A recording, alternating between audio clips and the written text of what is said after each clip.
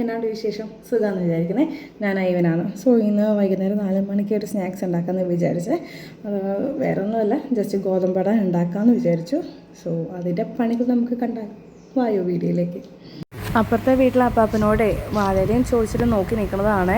അപ്പാപ്പൻ പോയി ഇതേ അവരുടെ വാഴത്തോട്ടത്തിൽ നിന്ന് 2 ഇല പറിച്ച് തരുക കേട്ടോ.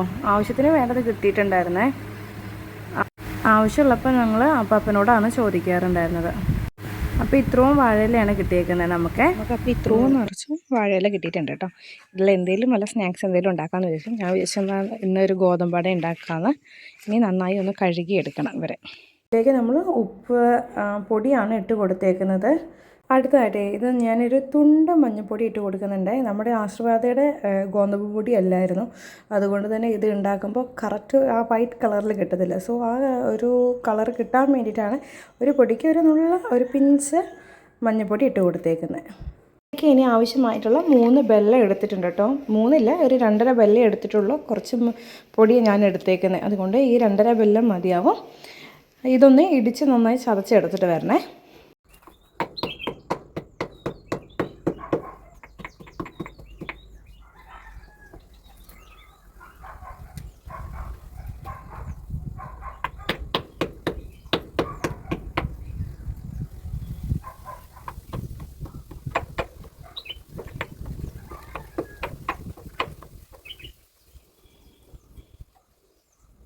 നല്ല അലുത്തിരിക്കുന്ന വെള്ളമായി കാരണം ഇടിഞ്ഞ് ഇങ്ങോട്ട് വരാനൊരിത്തിരി പാടാണ്.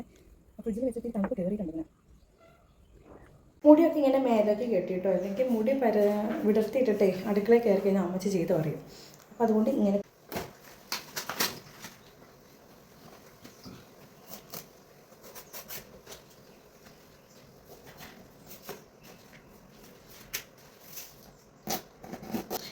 ഞാൻ ഈ വാഴയുടെ ഇല കണ്ടോ, ഇങ്ങനെ ചെറിയ ചെറിയ കഷ്ണങ്ങളാക്കി എടുത്തിട്ടുണ്ട് കേട്ടോ. വലിയ ആടയല്ല ഉണ്ടാക്കുന്നത്, ചെറിയ ആടകളാണ് ഇഷ്ടം.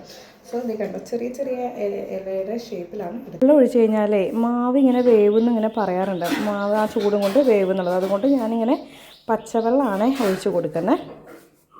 നമ്മുടെ തേങ്ങയും ശർക്കരയും ഇത്തിരി ഉപ്പ് പൊടി ആയിട്ട് മിക്സ് ചെയ്ത് വെച്ചിട്ടുണ്ട്. ഇവിടെ മാവ് റെഡിയാക്കി വെച്ചിട്ടുണ്ട്. ഇനി പരത്താൻ തുടങ്ങാവേ. അപ്പോൾ നമുക്ക് പരത്തി തുടങ്ങിയാലോ.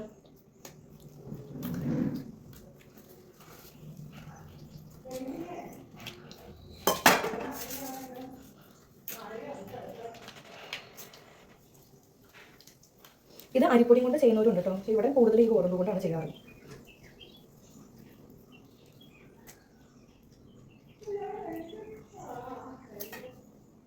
ഇത്തിരി തേങ്ങ ശർക്കര ആക്കിയിട്ട് നമുക്ക് മിക്സിയിൽ വെക്കാം.